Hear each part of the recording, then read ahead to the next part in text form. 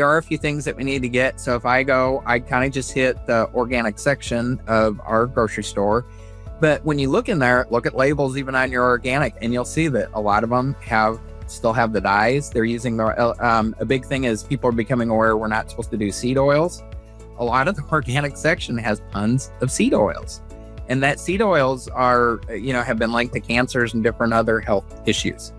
So you just have to be, there's the regulations, but you really just still have to be very much an informed consumer and educate yourself. You're listening to Food Tech Talk, Supply Chain Insights from Farm to Fork, a podcast discussing the latest trends and technologies in the food and supplements industries, brought to you by Trustwell, featuring conversations with regulatory experts, quality and safety champions, and thought leaders across the industry. I'm your host, Lydia Adams, VP of Marketing at Trustwell. If you're loving the conversation, don't forget to subscribe and stay tuned to the end of the episode where you'll hear our guests tell us their key food industry predictions for 2025. All right, let's jump right in. On today's episode of Food Tech Talk, Supply Chain Insights from Farm to Fork, we're delighted to welcome Tony Ellsworth, founder of Ellsworth Crossing, a faith-based, veteran-owned enterprise committed to holistic, farm-to-fork food sourcing. Tony combines his lifelong passion for grilling, personal health transformation, and deep ties to Nebraska farmers to create a model that prioritizes quality, sustainability, and community connection. Welcome to the show, Tony. Thank you, Lydia. Thank you for having me on and taking some time with me today. I appreciate that. Yeah, absolutely. I'm excited for this one. I love hearing more about your story. So maybe if you can share with our audience kind of, the pivotal moment in your personal health journey that really inspired you to start this company. Sure. Actually, that's a great way to start because it was our personal health journey. I say our because I'm including my wife in that. And as we get talking here, you'll see I tell a lot of people I'm not the brains, I'm just the beneficiary on some of this. My wife Amber has the healthcare background. She was a nurse and then she got fibromyalgia. If anybody's not familiar with that, definitely hard to be on your feet. So it kind of even hurt her profession, took her out of nursing. She went originally to more traditional healthcare doctors, and they were prescribing pharmaceuticals and such. And she tried that, hated it, kind of gave her, a lot of side effects, fuzzy brain, just didn't like it. So she went to other alternative holistic doctors, functional medicine, led her into that. And when she went to the functional medicine doctor that we still see now, he says, well, I'm going to have to kind of flip you around about 180 degrees. So he did that. She did great. And I saw the benefits that she had. And she really is the health leader in our family. I'm kind of like a lot of guys. I'm almost allergic to doctors. So I saw how well she did. I got up over 50 myself, and I started having all sorts of aches and pains, arthritis, heartburn. I was taking Prilosec, different things like that. A lot of times for a lot of folks out there that you don't know where that stuff's coming from and you don't really know how to deal with it. And that's more of the mainstream way that people are treating that. Well, I saw her lead and she says, hey, the doctor says, God makes your body good. And if you begin to just eat right, nutritionally, that it'll self-heal. And I'm like, wow, I like that a lot better. I'm interested because, I think a lot of guys, if you're like me, you almost think of it as seeing a doctor as a bad mechanic. I'm like, okay, when I go in there, they're just going to find way more things wrong with me and run up a bill. So when you hear somebody that says it's going to be nutrition and food related, that's worth a try. So I went in there. They do on the functional medicine do blood tests up front. So a lot of people wonder how that process works. Well, it works a lot like when you see a traditional doctor, just the solutions are different. So he did a blood test. And when we got my results back, my heart, liver, and kidney were in the wrong category. And I was pre-diabetic. Not good, but what I say is kind of picture of America, unfortunately. We hear these words all the time, especially the, diabetes. So I changed my eating. My diet, a few supplements, but definitely no pharmaceuticals, no surgeries, nothing like that. And within 11 months, he wanted to test me again. I knew I felt way better, But I thought, gosh, 50 years doing it the wrong way, I'm going to see an incremental improvement. But when he tested it, it was significantly better. My heart, liver, kidney, totally clean, no longer pre-diabetic. So I'm giving you a skeptic's testimony here. And like I said before, if you were hearing Amber talk right now, she sounds very sciencey and healthcare. And so it's kind of good when people come into the store because they can hear two different testimonies and they hear somebody who's really smart. Now, the one thing, though, that I knew, so the doctor's recommending that you eat meat and foods that are as much as possible, no chemicals, non-GMO when possible, no hormones, these sort of things. So in my background, I kind of had some ideas about that, but still he's a doctor. So I asked, I said, where do you recommend? And he says, I don't know, buy organic. I can tell you, organic is a government standard. I'm not saying it's bad, but you still should do some more research. Because it doesn't necessarily tell you all the health qualities of something. It's just a standard. So I told Amber at that point, I said, okay, I'm taking over. My family's 4th-generation Nebraska ag, and I grew up running around central and western Nebraska, which anybody who's not from the state, Omaha and Lincoln are the major, cities way on the, east side of the state. And everything else is very, very much farmland and agriculture. Well, I knew Nebraska is very rich with small farmers and agriculture, and we can just go directly to farmers. So that's what we were doing. And this all, was taking place right around the time when COVID just kicked in. So that's what led us into the store. We were on our own health journey. We have a small farm ourselves, and I was just going to do this sourcing of different farm meats. We started with chicken and do it ourselves on our own farm for our own family's benefit. And then we can get into that. But that was what led us into the store. I tell a lot of people I was just doing it for my family, and it turned into the store.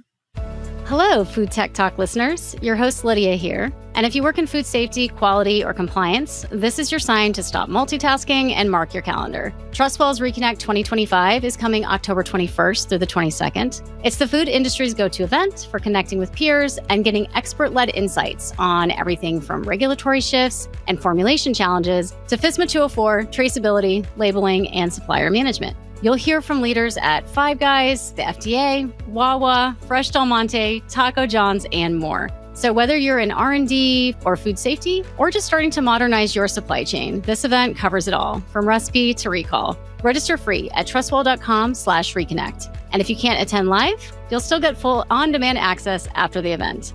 And now, back to the show. Yeah, I love that you kind of came from that consumer standpoint at the outset, where you're like, I'm looking for this. And I know you said, your upbringing in Nebraska had a lot of influence. Talk to me about how that really formed your perspective on specifically food quality and sourcing. Sure. Yeah, that's the part that I felt way more comfortable with, for sure. I ran around central and western Nebraska with my dad and granddad. I saw it hands on. When you see it, you put eyes on it. It's different than reading an article. So I was brought up that small farm is good. And sometimes I don't think a lot of people don't have a perspective on that. So, and sometimes I forget. So I was even asking my dad a few weeks back, I'm like, when you were growing up, how big was a small farm? Because I knew we had farms in our family. And he's like, small farms, a family would earn a complete living, provide for themselves off of 150 to no more than 200 acres. And typically a small farm, even now, like in our store, we have over 100 small farmers and producers that raise humane and holistic in our store. But when the definitions just have really changed. Most of my small farmers, like I have a pork farmer and he just does pork, and I have a cattle farmer, I have a bison rancher. So, but these 150, 200 acre farms, which are much smaller than what we're used to today, would have a variety of animals. They would have chickens, they would have, some pigs, they would have some cows. So even when we're saying small farms, it's just the scale has gone way more to the corporate side. And so you can't really cheat the process. That's the aspect that I knew. So we all are supposed to get our nutrition starts in the ground, in the dirt, in the soil, and it's supposed to go to the plant and then to the animal and then to us. That's the chain. So when everything's being raised humane and holistic, this works appropriately. When I originally bought the store, Dean was the dad, and his simple way to say it is, happy animal, healthy animal. That's a simplistic way to look at it. And I can tell you, if you look online, and there's probably plenty of videos out there, when you see these corporate, and they call it intensive farming, it's too close together. The animals are too close together. The vegetables, everything is like thousands of acres, and it's packed in too tightly. So now we're depleting soil. There's no nutrients in the soil, and both your health qualities and your flavor qualities. So some people go, they're not as concerned about their health. They should be, but that's like the first thing people think of on food is what does it taste like? But your nutrition and your taste qualities go hand in hand. So now when I'm depleting the soil, I got no flavor in my vegetables, for example, or even in your meats. So what do these companies have to do now? They chemically supplement. So now we're using dyes. Now we're using flavor thing. Most people understand that a lot of those chemicals are bad. Like MSG is the one that, there's more than that. But okay, I'm not supposed to have MSG. Yeah, that's a flavor enhancer, but you don't need that when it's raised naturally in the right way. And even when we were first buying this business, we just passed our 4-year anniversary. And when I was doing my business loan, I got asked by the board. I actually got the business loan originally from the Center of Rural Affairs here in Nebraska. So they're quizzing me, and how are you going to compete with, Walmart and Costco and these big grocery stores? And I just told them, I said, quite frankly, they'll never do what I do. So it's way more, it's way better for you. Your health qualities are higher. Your taste qualities are higher. And yet you don't have the scalability, that corporate likes to see for the profit. And a lot of times I just explain, I try and break things down so people understand it simple. And we're used to doing that in the store quite a bit. So the bigger providers, they're looking, the way they make money on food is speed to market, weight, and shelf life. That's the 3 main ways. So speed to market is hormones. That's going to speed up the process to get, like, for example, a cow into market, and it's going to increase weight. So they like those 2 things, but hormones are bad for us. And then shelf life is typically nitrates. I just call it the bad salt. So these are all those are just, and I'm just kind of hitting high level things. There's so much more than that, but that's a simple way to understand it. And so that's what they do.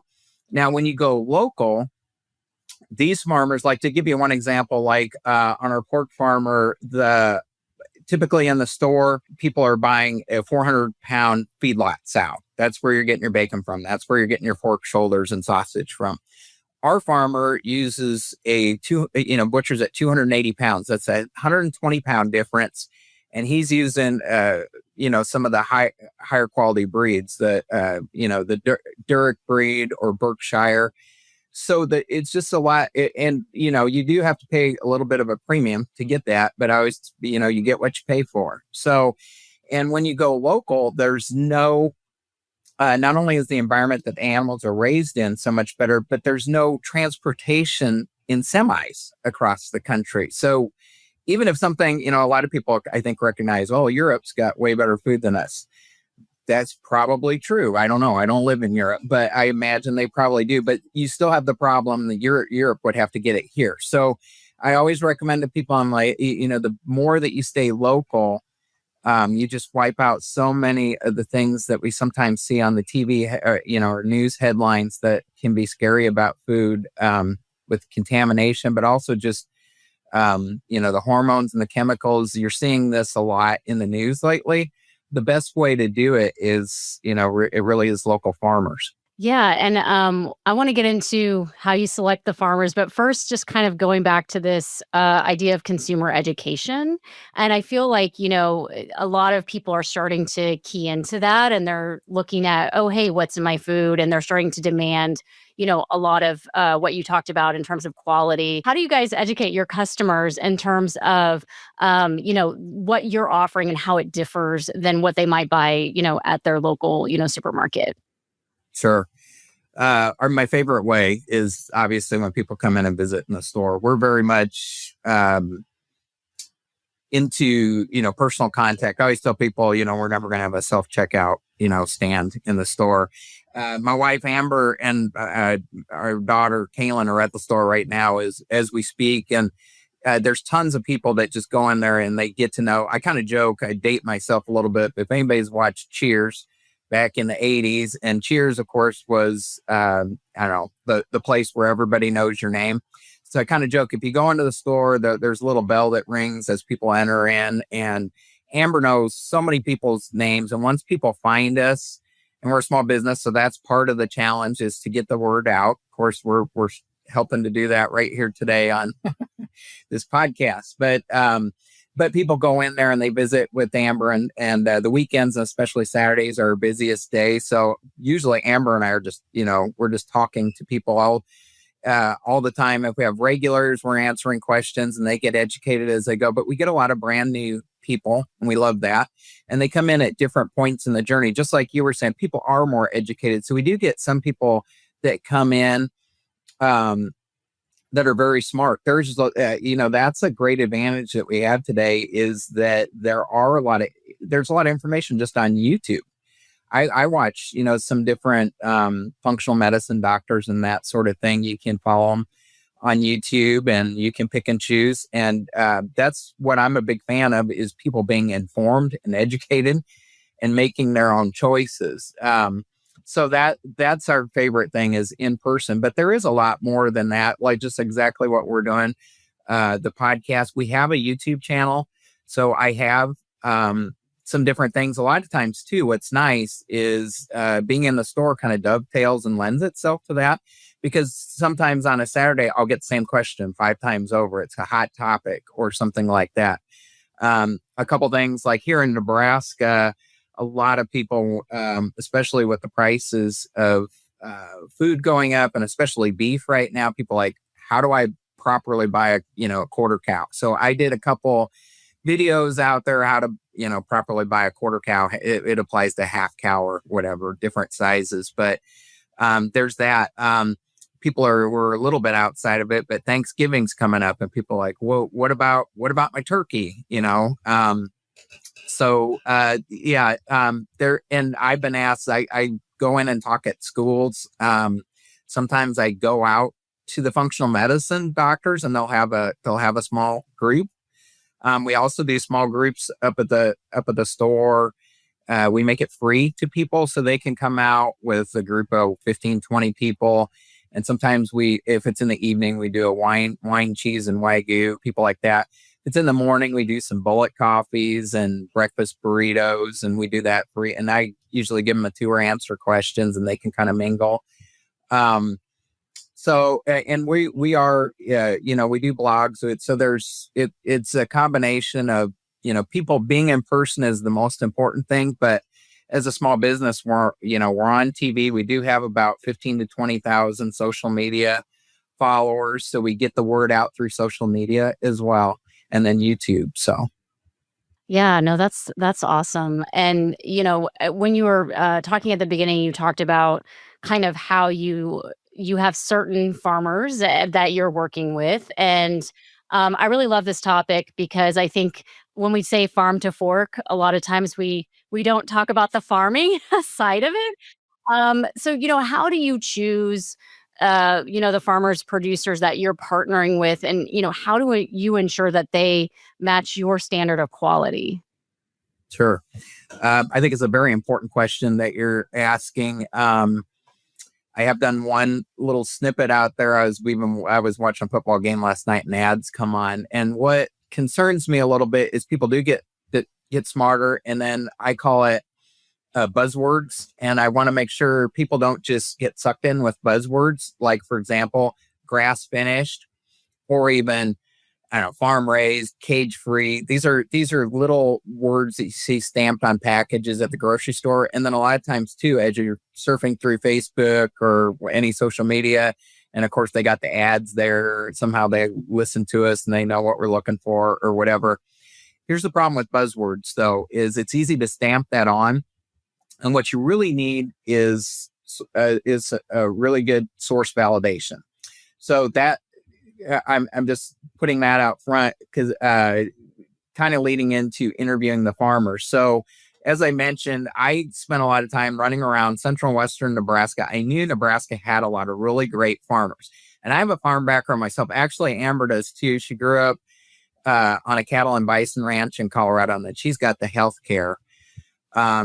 So I love talking to farmers. And we start off with that when we first bought the business, and I had mentioned my own personal journey. We originally bought the store from Plum Creek Chicken. So Plum Creek Chicken here in Omaha supplies a lot of your Omaha and Lincoln high-end restaurants. And then when COVID happened, it suppressed the restaurants. And so they opened up the store that we now own simply to still just get their chicken out to the public.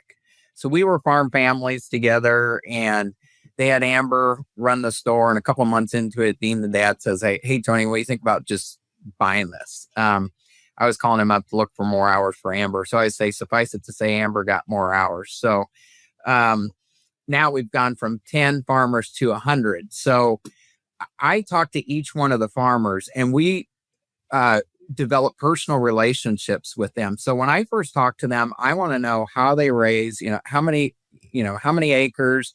Back to what we had talked to before, what I'm looking for is getting away from the intensive farming and much more to basically loving and caring for your animals. They should be, I can tell you, all of our small farmers, they care about their animals like their family. I get pictures, and it's and when you have a personal relationship with them, I mean, all the time in my phone, I get one of my farmers, and they're sending me pictures of the cattle just giving birth, or the chickens out free ranging in the grasses, different things like that. So they're getting sunlight, they're getting out and exercising, the animals are having a good quality life.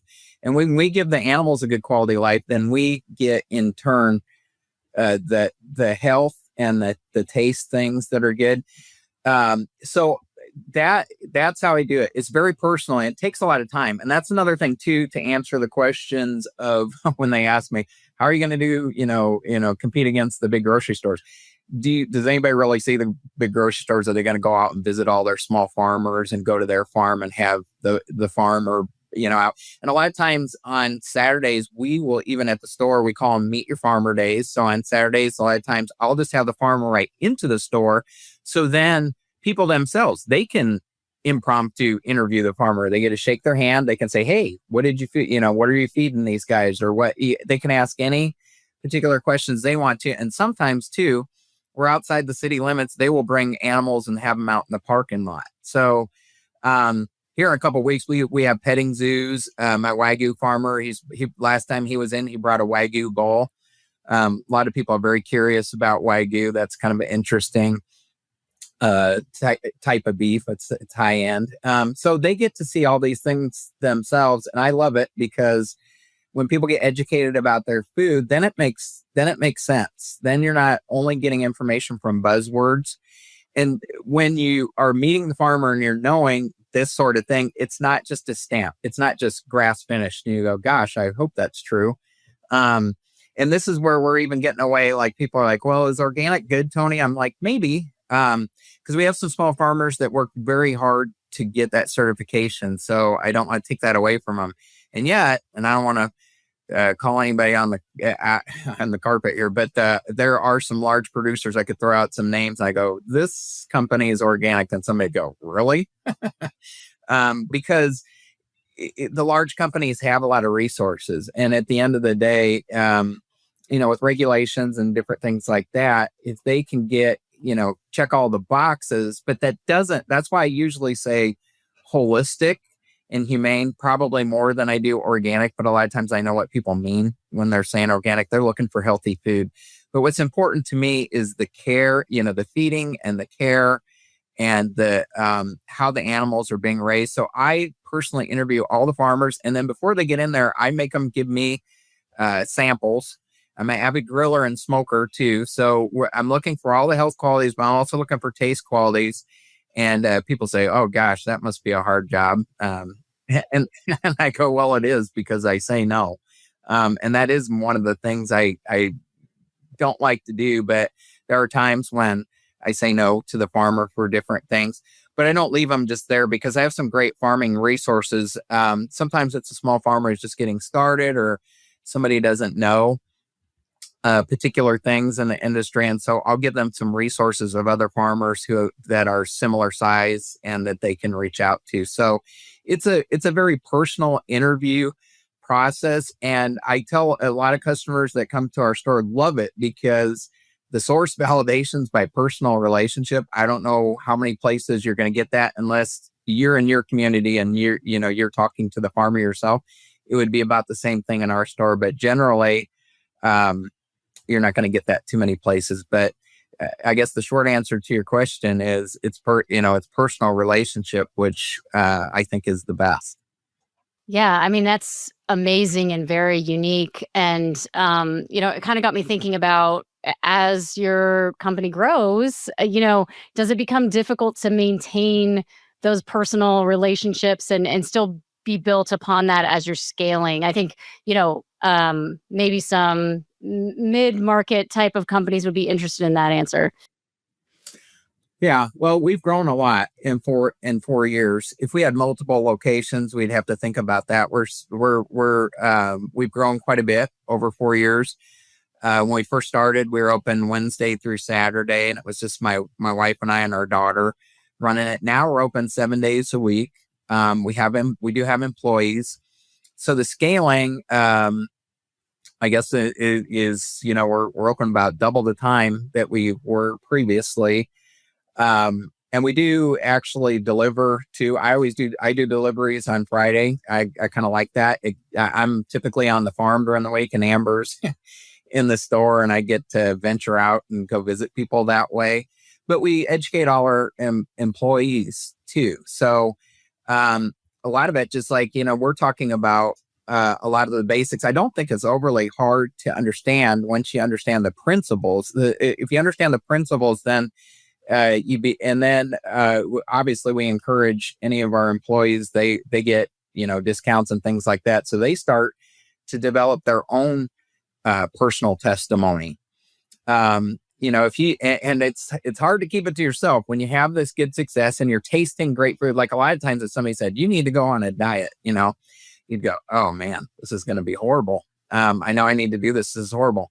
I can tell you it's a change, but actually I could never go back because it's not just the health qualities, the flavor qualities of your steaks or your chicken or lettuce, or we're right at the end of it. But man, the tomatoes that come, all of our vegetables are spray free. There's no chemicals on them. And they don't always, the ones in the store sometimes are bigger, like your oranges are super big and very orange, but those are a lot of that. When you taste it, you're like, wow, there's no flavor in this. In fact, at our farm, we have an orchard. So if you looked at our apples, and it's kind of apple season here in the fall, if somebody was looking on a shelf, they'd probably buy the store ones. But what Amber's done is sometimes we buy the store stuff and we do taste samples for people, and they taste the one from the store and they go, wow, there's almost no flavor. And then they taste the apples from our farm, and it's like a flavor explosion. It's just so much different. Eggs are the same thing. So we rarely get away. We work 7 days a week. It's hard to get a vacation, but we did get 4 or 5 days away, went up to Wyoming, and we bring our own food with us. And I cook up in the mountains up there. It's a lot of fun. But I forgot eggs. I forgot eggs from our farm. So we borrowed eggs up there, and we know the couple that's up at the cabin there, and she had some eggs from a grocery store. I cracked it open, and I was like, you got to be kidding me. It's been so long since I saw a store egg, but the yolk just looked almost translucent to me. The egg yolks from our farm here, they're just such a deep yellow. And there just is so much more flavor. You would think, oh, an egg's an egg. Like here recently, there's been a lot. Oh, the price of eggs is too much. Blah blah blah. I'm like, well, depends on how depends on how you're doing them. But I can tell you the store eggs versus true, eggs from free range chickens. It's just not even close to the same thing. Obviously, a lot more work goes into that, and so they are a little bit more expensive. But it's worth it when you taste the food. And I try and encourage people to think of their budget holistically. It's like, well, you got your food bill over here, but you also have your health bill. And a lot of people don't realize that those are intertwined. So I'm like, yeah, so you could eat a lot better and see the doctor less. Would that be something that you'd like to entertain? It should be. So Yeah, and I mean, we kind of talked about this a little earlier, but having that food as medicine viewpoint obviously changed, your life in a lot of ways. How can people really adopt that that maybe can't go to your store in Nebraska? That are trying to do that in their daily life. yeah, that's a great question. That's what we want to do. Keeps Amber and I going is help people. I love it that people go, how do you work 7 days a week? I go, well, I'm always just helping people. So somebody comes through the front door, I'm helping them. When we work with the farmers, it's helping farmers. So obviously here within the vicinity of the store, we love to have people in the store. People who can't make it, we do deliver, but we ship to 48 states. So there's that. And we're doing that more and more. So that aspect, so you'd asked about scaling. I haven't even really quote. There's so much right here locally, but as we're growing, we are shipping more nationally. It's kind of nice too, because the shipping rates have come down. So it's fairly easy to do. Outside of that, I help people, even if they're not buying from us, just to like the basics, like you and I are talking about. But I would encourage people I would say in all 50 states, there's got to be local farmers that you can get in touch with and support. And your small farmers, they really have a hard job. What a lot of them do is they're raising their animals, just like we've been talking about, humane and holistically. It takes a lot of work. They love them. They care for them. It means a lot to them that the animals are doing well and everything. And then they turn around a lot of times and they either have some small website or farmers markets when it's warm. So they're doing a really hard job because the farming it already takes a lot of resources, and they have to turn around and go to the farmers markets. But so I would encourage people out and about, if they can find the small local farmers that really would help the small farmer, and it's also going to help people around the country to eat healthier. Yeah, absolutely. And something you did mention earlier that I just wanted to touch on was regulatory compliance. And so, I feel like you are in you're in a unique category of food producers that, a lot of, like you said, the bigger guys are not doing these things. So how do you kind of balance the, regulatory compliance and then, your high quality requirements that you have for your business?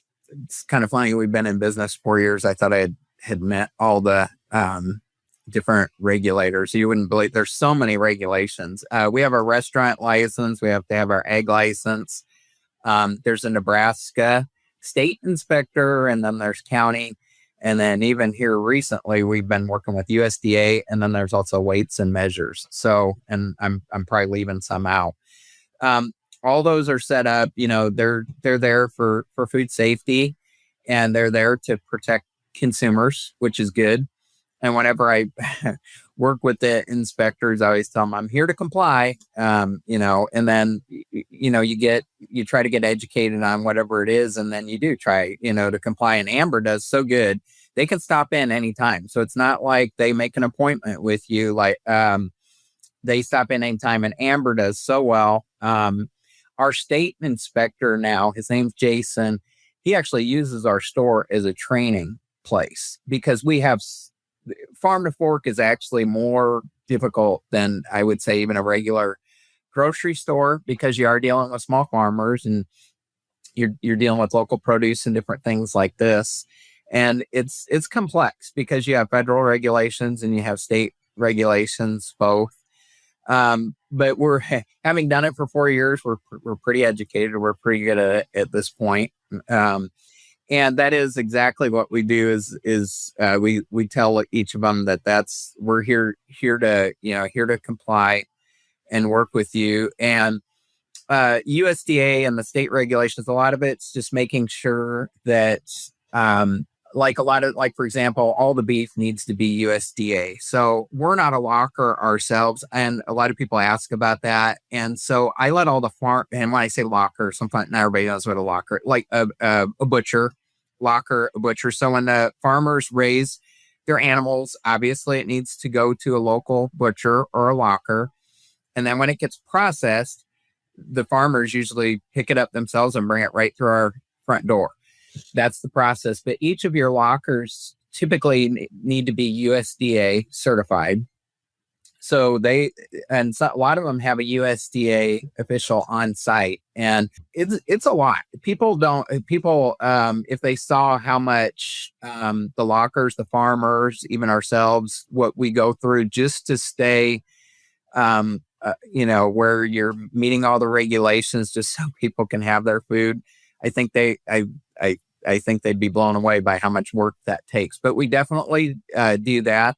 Some things are can be state regulated, and every state is a little bit different. Obviously, in Nebraska, we're in tune with what Nebraska requires. Then there's also just all the labeling. So we're just used to it in grocery stores. And it's one of the things I'd encourage people, start looking at all your labels, because if you read the labels in the grocery store, you should run away. If you need a science degree to read your label, that might be a problem. That's one of the easiest ways to get started, is if you can't recognize all the different chemicals. But a lot of times at the grocery stores, there are so many chemicals in there. It's back to what you and I were talking about, the shelf life. So to make more money, they need shelf life. And now you have all the chemicals. Whereas it's actually not bad. It kind of stinks sometimes, but if your food if you don't eat it and it goes rotten in a few days, that's actually can be a good thing. Because that means that there's not the chemicals in there to sustain it. So you actually don't want that. You don't want the coloring. You don't want, all the anti-caking things, or all those different things.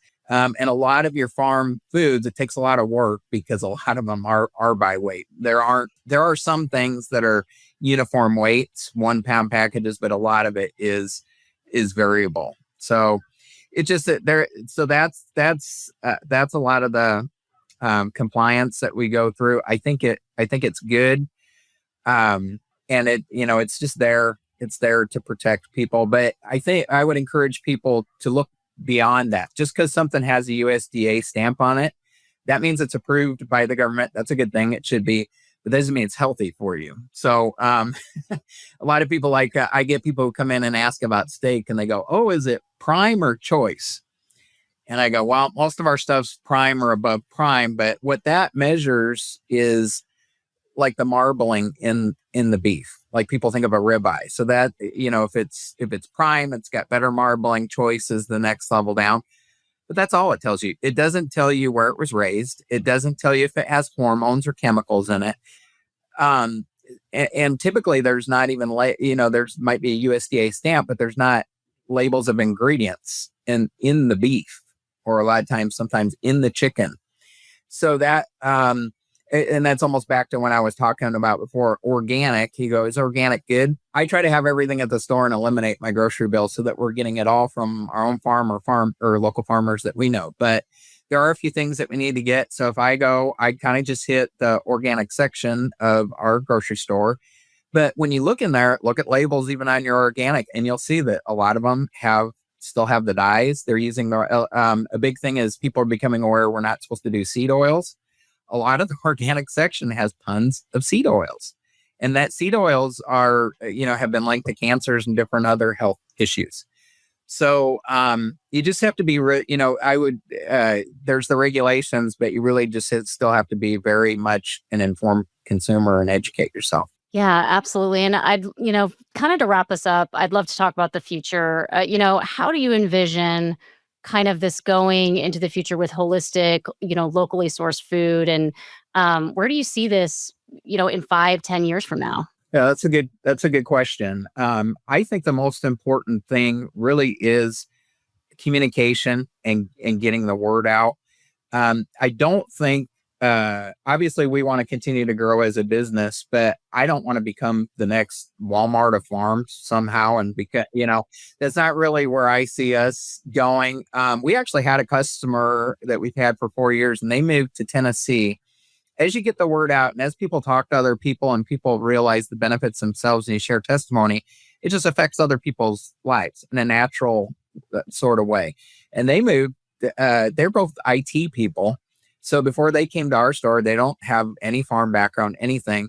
But after 4 years of being at our store and they moved to Tennessee and bought an acreage, and they are starting to raise some things themselves.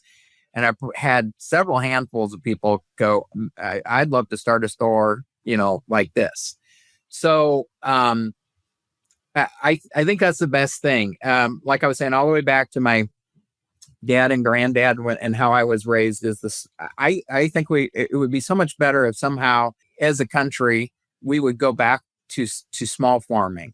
We have to somehow, and I think all this, it really has to be education and then testimony and people experiencing the health benefits themselves and the flavor qualities and such, that it's a change of lifestyle. Like sometimes everybody's so busy, and then we go, well, I want food really fast, and I want it to be healthy, and I want it really fast, and I want it to be cheap. Well, there's just no way that at some point we're being lied to, because, and you just have to be careful that, okay, on the package, it said healthy and it's cheap and I'm busy. But if you're so busy that we don't take care of ourselves, and if you look at the health statistics in our country, just like I told you in my own testimony before I got into this, my heart, liver, kidney, wrong category. I was pre-diabetic. So if I hadn't made a change, 6 years ago or so, where would I be now? I would be I would be miserable. And that's not saving any time. So it's very hard, to the processed food. We really need to get away from the processed food. And of course, I think people, as they watch TV, of course, a lot of them are aware that RFK is changing some things. And people ask me, is that really good? I go, yeah, it's awesome. But at the same time, if you wait for your government to save you, you might die. So just kind of making a joke. I was military and I also worked down. So it's good. I want those things to go forward. But people need to take just some self-ownership. And I think you're asking, where's the future of this? I think that lies a lot in education, because the government could change nothing.